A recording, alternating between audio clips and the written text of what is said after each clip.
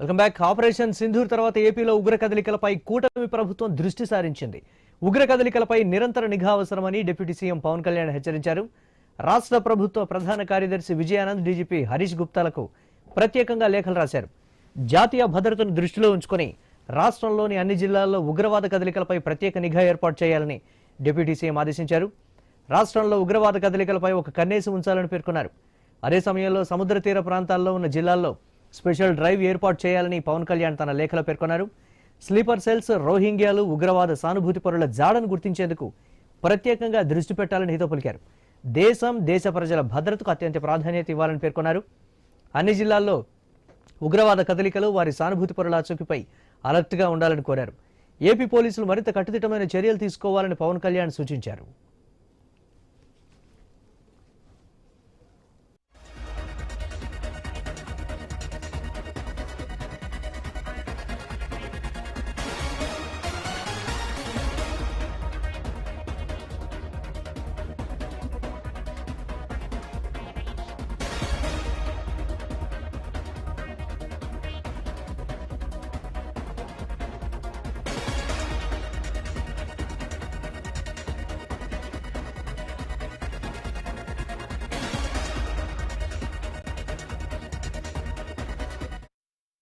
Break news చూస్తున్నాం. Operation Sindoor తర్వాత ఏపీలో ఉగ్ర కదలికలపై కూటమి ప్రభుత్వం దృష్టి సారించింది. ఉగ్ర కదలికలపై నిరంతర నిఘా అవసరమని డిప్యూటీ సీఎం పవన్ కళ్యాణ్ హెచ్చరించారు. రాష్ట్ర ప్రభుత్వ ప్రధాన కార్యదర్శి విజయానంద్, డీజీపీ హరీష్ గుప్తాలకు ప్రత్యేకంగా లేఖలు రాశారు. జాతీయ భద్రతను దృష్టిలో ఉంచుకొని రాష్ట్రంలోని అన్ని జిల్లాల్లో ఉగ్రవాద కదలికలపై ప్రత్యేక నిఘా ఏర్పాటు చేయాలని డిప్యూటీ సీఎం ఆదేశించారు. రాష్ట్రంలో ఉగ్రవాద కదలికలపై ఒక కన్నేసి ఉంచాలని పేర్కొన్నారు. అదే సమయంలో సముద్ర తీర ప్రాంతాల్లో ఉన్న జిల్లాల్లో స్పెషల్ డ్రైవ్ ఏర్పాటు చేయాలని పవన్ కళ్యాణ్ తన లేఖలో పేర్కొన్నారు. స్లీపర్ సెల్స్, రోహింగ్యాలు, ఉగ్రవాద సానుభూతి పరుల జాడను గుర్తించేందుకు ప్రత్యేకంగా దృష్టి పెట్టాలని హితో పలికారు. దేశ ప్రజల భద్రతకు అత్యంత ప్రాధాన్యత ఇవ్వాలని పేర్కొన్నారు. అన్ని జిల్లాల్లో ఉగ్రవాద కదలికలు, వారి సానుభూతి పరుల అచుకిపై అలర్ట్గా ఉండాలని కోరారు. ఏపీ పోలీసులు మరింత కట్టుదిట్టమైన చర్యలు తీసుకోవాలని పవన్ కళ్యాణ్ సూచించారు.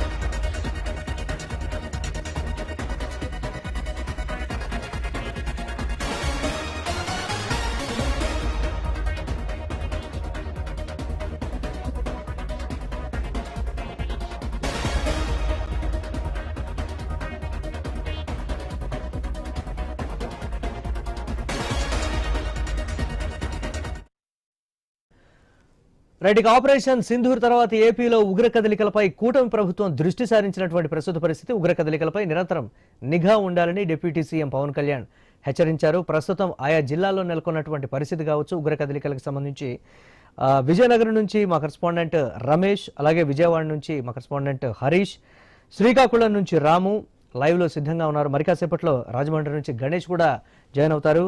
ముందుగా విజయనగరం రమేష్, ఏంటి దీనికి సంబంధించి ఉగ్ర కదలికలు ప్రశాంతమైనటువంటి జిల్లాలో ఉత్తరాంధ్రకు సంబంధించి ప్రశాంతంగా ఉండేటువంటి పరిస్థితి, గతంలో ఎప్పుడూ లేనటువంటి సిచ్యువేషన్, దీనికి సంబంధించి అధికారులు ఏం చెప్తున్నారు, ఎటువంటి విచారణ చేపట్టారు, ఓవరాల్ అప్డేట్స్ ఏంటి?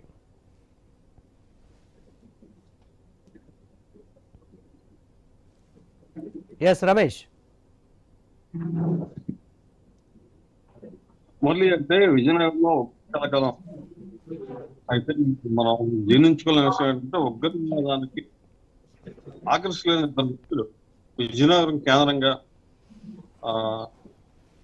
ఉగ్రవాదానికి తోడుగా పనిచేయాల్సిన పరిస్థితి నేపథ్యంలోనే మనం చూస్తున్నాము. అయితే విజయనగరం కేంద్రంలోని అవాద్ వీధి అనే ఒక వీధిలోని ఒక ముస్లిం యువకుడు, సిరాజ్ అనే యువకుడు తోటి ఇప్పుడు మనం చూస్తున్నామా, సిరాజ్ అనే యువకుడు ఇంతవరకు ఏమైందని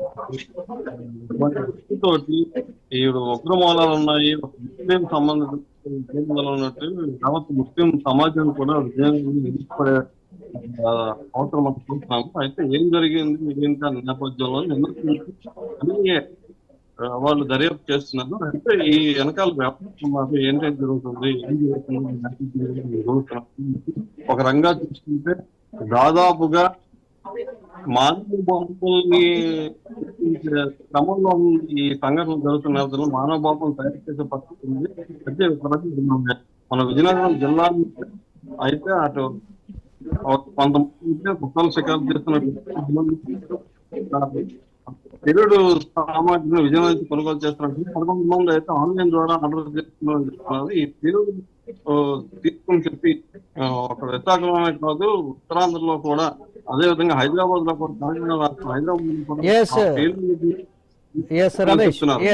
రమేష్ రైట్. ఇక శ్రీకాకుళం నుంచి మా కరెస్పాండెంట్ రాము కూడా సిద్ధంగా ఉన్నారు.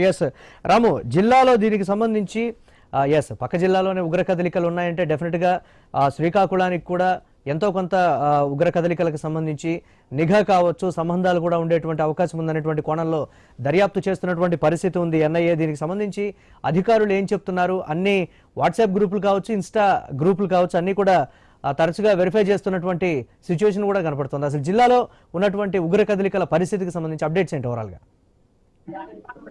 మురళి, మనం చూసుకోవచ్చు పహల్గామ్ ఉగ్రదాడి తర్వాత ఏదైతే భారత్ చేపట్టిన త్రివిధ దళాలు చేపట్టిన ఆపరేషన్ సింధూర్ అనేది సక్సెస్ అయింది. సక్సెస్ అయిన తర్వాత యావత్ భారతదేశంలో ఉన్న ఉగ్రవాదం తాలూకా సానుభూతి పనులు అవ్వచ్చు, స్లేపర్ సంస్థ రోహింగ్యా సంబంధించిన వాళ్ళు కావచ్చు, కొంత యాక్టివ్ అయ్యారనుకోవచ్చు.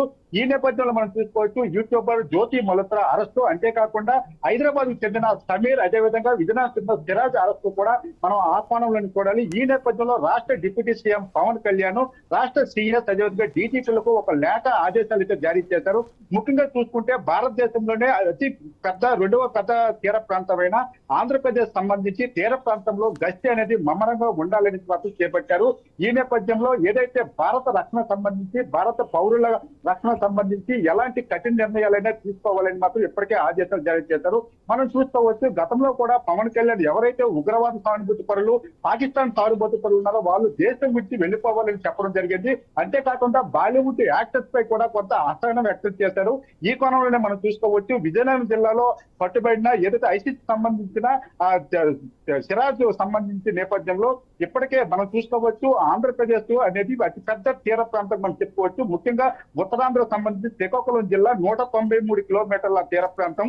ఈ నేపథ్యంలో ఇప్పటికే తీర ప్రాంతంలో ఉన్న మెరైన్ పోలీసులను కూడా నిత్యం గస్తీ అనేది ఏర్పాటు చేయడం జరిగింది. అంతేకాకుండా లోకల్లో సముద్ర తీర ప్రాంతాల్లో ఉన్న మత్స్యకారులు కూడాను ఎవరైనా అన్వాంటెడ్ పర్సన్స్ కానీ ఎవరైనా సరే కొత్త వ్యక్తులు కానీ వస్తే వెంటనే పోలీసులకు ఇన్ఫర్మేషన్ ఇవ్వాలని మాత్రం ఇప్పటికే ఒక కౌన్సిలింగ్ అనేది నేపథ్యం చేయడం జరిగింది. ఈ నేపథ్యంలో చూసుకోవచ్చు ఉగ్రవాదుల తాలూకా కదలికలు అనేది తీవ్రంగా ఉన్న ఈ నేపథ్యంలో పవన్ కళ్యాణ్ ఏదైతే లేఖ రాశారో లేఖపై కూడా కొంత ఆసక్తి నెలకొన్న పరిస్థితి ఉంది. ఎందుకంటే మనం చూసుకోవచ్చు విజయనగరం లాంటి ఒక మారుమూల ప్రాంతంలోనే దీనికి సంబంధించిన కార్యకలాపాలు చేపడుతున్నారంటే ఇంకా మెట్రోపాలిటన్ సిటీల్లో ఇంకా ఏ విధంగా ఏ స్థాయిలో ఈ స్లీపర్ సెల్స్ అనే వాళ్ళు యాక్టివ్ అవుతున్నారో మనకు ఒక అర్థం పడుతుంది. ఈ నేపథ్యంలో పవన్ కళ్యాణ్ లేఖ అనేది సర్వంతో ఉత్కటన లేపు పరిస్థితి కనిపిస్తుంది. ఈ నేపథ్యంలో మెరైన్ పోలీసులు మాత్రం ఇప్పటికే తీర ప్రాంతం వెంబడి కూడా గస్తీ అనేది మమ్మరంగా నిర్వహిస్తారు అనుకోవచ్చు. మళ్ళీ రైట్, చూస్తూ ఉన్నాం దీనికి సంబంధించి. రైట్, ఇక మీరు లైన్ లోనే ఉండండి రాము.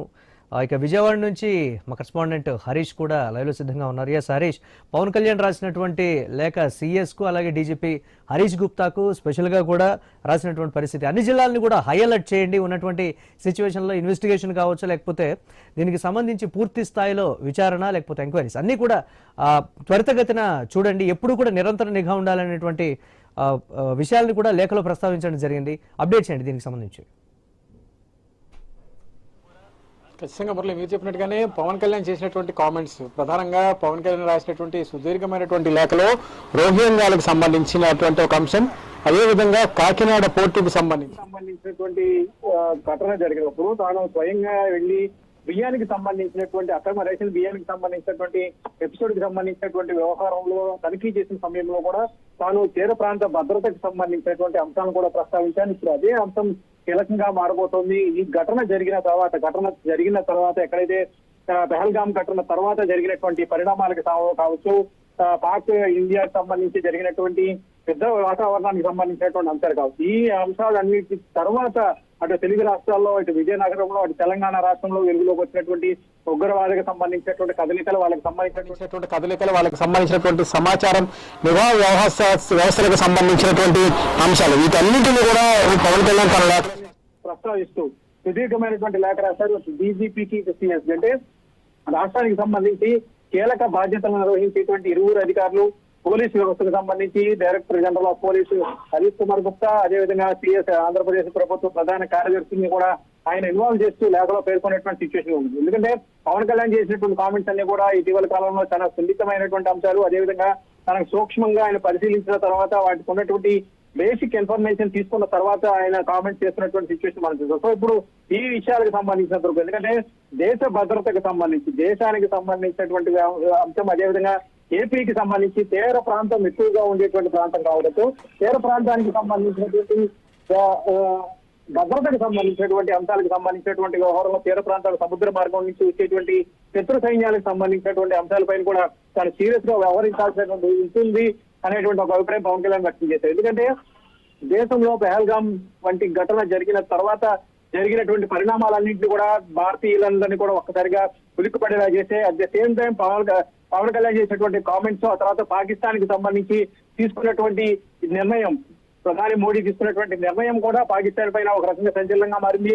పాకిస్తాన్ తీవ్ర ఇరకాటంలో గురి చేయడం, అదేవిధంగా రాష్ట్రానికి సంబంధించినటువంటి అంశాలు, దేశానికి సంబంధించి అంతర్గత వ్యవహారాలు, భద్రతకు సంబంధించినటువంటి అంశాలు, వీటన్నిటిపైన కూడా చాలా సున్నితమైనటువంటి అంశాలుగా పరిగణించాల్సినటువంటి సిచ్యువేషన్ ఉంటుంది. కాబట్టి ప్రతి పౌరుడికి రక్షణ కల్పించాల్సినటువంటి సిచ్యువేషన్ ఉంటుంది. కాబట్టి పౌరుల ఆత్మాభిమానం, అదేవిధంగా ప్రజల ప్రాణాల రక్షణకు సంబంధించినటువంటి అంశాలకు ఇందులో ముడిపడి ఉన్నటువంటి నేపథ్యంలో వీటన్నిటిపైన కూడా పవన్ కళ్యాణ్ లేఖలో పేర్కొన్నట్టుగా మాకు తెలుస్తుంది. రాష్ట్ర డిప్యూటీ సీఎం గా ఉన్నారు. అదేవిధంగా కూటమి భాగస్వామ్య పార్టీలో పవన్ కళ్యాణ్ చాలా కీలకంగా వ్యవహరిస్తున్నటువంటి సిచ్యువేషన్ కనిపిస్తుంది.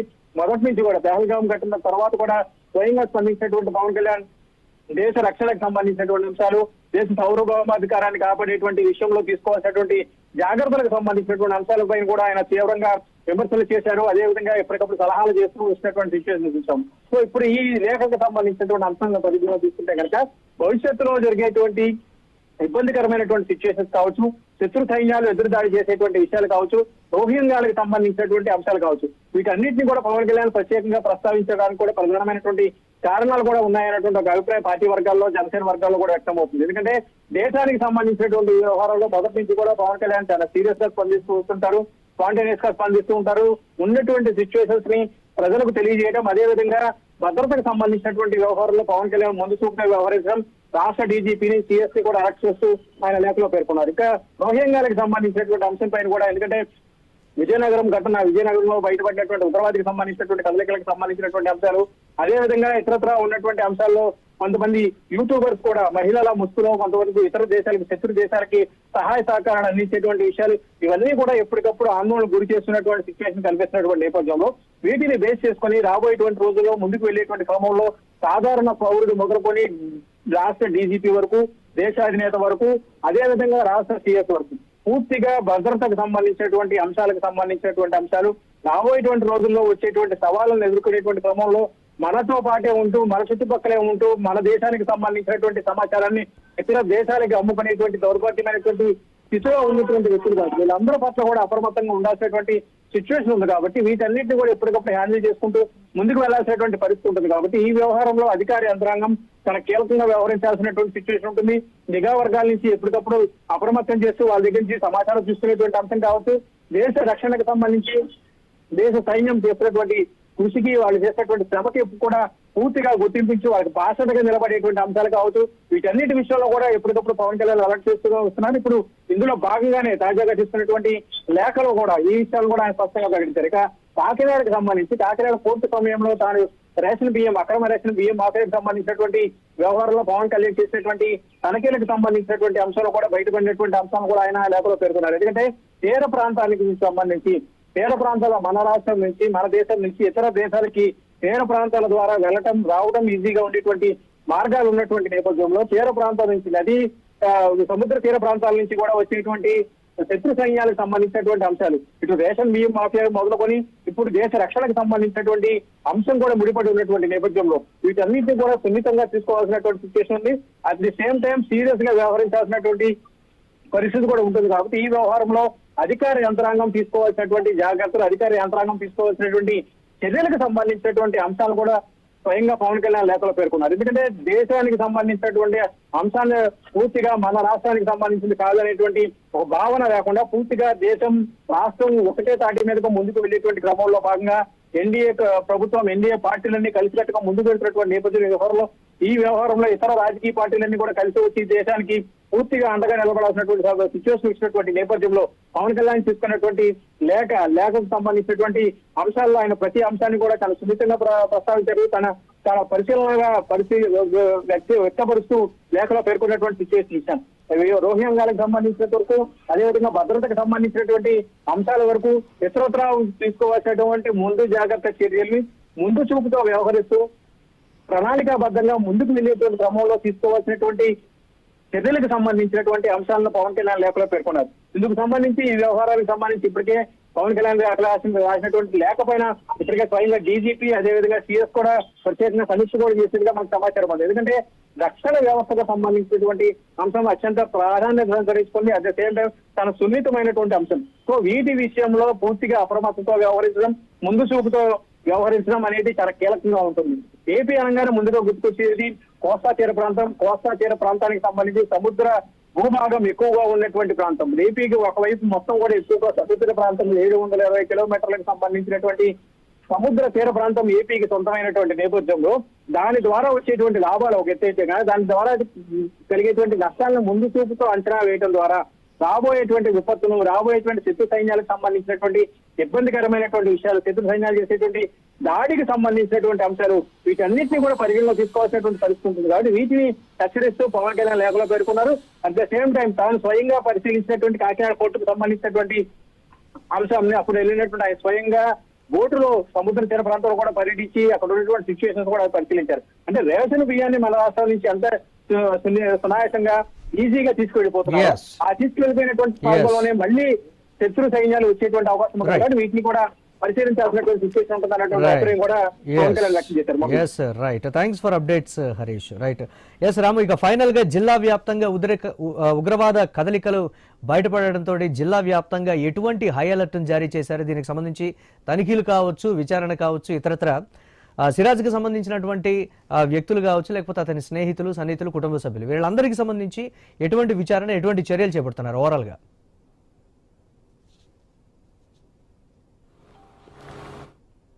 పోలీసులు అయితే స్వాధీనం చేసుకున్నారనేసి ఒక ఇన్ఫర్మేషన్ అయితే వస్తుంది. ఈ నేపథ్యంలో చూసుకుంటే సిరాజ్ తో ఇంకా ఉత్తరాంధ్రకు సంబంధించి ఎవరైనా కాంటాక్ట్ ఉన్నారా? సిరాజ్ తో అదేవిధంగా హైదరాబాద్ లో మనం చూసుకుంటే సమీర్ ఇద్దరు క్లాస్మేట్స్ తో మనం చెప్పుకోవచ్చు. వీళ్ళతో పాటు ఇంకా ఎవరెవరు చదువుకున్నారో వాళ్ళపై కూడా నిఘా పెట్టడం జరిగింది. ముఖ్యంగా చూసుకుంటే మనకు ఉత్తరాంధ్రకు సంబంధించి తీర ప్రాంతంలో అయితే ముఖ్యంగా గస్తీ అనేది చాలా మమ్మరంగా పెట్టారు. గతంలో ఆపరేషన్ సింధూర్ సమయంలో కూడా మాక్ డ్రిల్ కూడా చేశారు. ఒకవేళ తీవ్రవాదులు ఏదైనా వస్తే వాళ్ళని ఎలా ఎదుర్కొనాలి ఈ నేపథ్యంలో మాక్ డ్రిల్ కూడా చేసిన నేపథ్యం ఉంది. ఈ నేపథ్యంలో పవన్ కళ్యాణ్ లేఖ తర్వాత డీజీపీ ఆదేశాలతో మరలా కూడా ఏదైతే మత్స్యకార గ్రామాల్లో కూడా మెరైన్ పోలీసులు అదేవిధంగా రాష్ట్ర సివిల్ పోలీసులు కూడా ముమ్మరంగా తనిఖీలు చేపట్టారు. అంతేకాకుండా ఏదైతే ప్రజలకు సంబంధించి కొన్ని సూచనలు కూడా చేశారు. ఏదైనా మనకి అనుమానాస్పదంగా ఉంటే వెంటనే ఇన్ఫర్మేషన్ అనేది పాస్ చేయాలని మాత్రం చెప్పడం జరిగింది.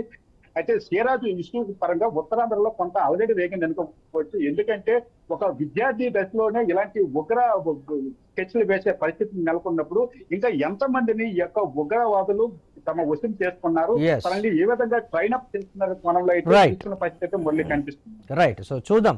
ఉత్తరాంధ్రలో ఉగ్రవాద కదలికలకు సంబంధించి రాష్ట్ర వ్యాప్తంగా కూడా అలజడి రేగినటువంటి పరిస్థితి, మూలాలు ప్రతి జిల్లాలో ఉన్నాయనేటువంటి మరో వార్త కూడా హల్చల్ చేస్తోంది. రాష్ట్ర ప్రజలంతా కూడా ఎప్పటికప్పుడు అలర్ట్ గా ఉంటున్నటువంటి ప్రస్తుత పరిస్థితి. చూద్దాం ఎటువంటి పరిణామాలు ఉంటాయనే దీనికి సంబంధించి. రైట్, థ్యాంక్స్ ఫర్ అప్డేట్స్ రాము. ఇవి ఇప్పటి వరకు updates. Keep watching I news.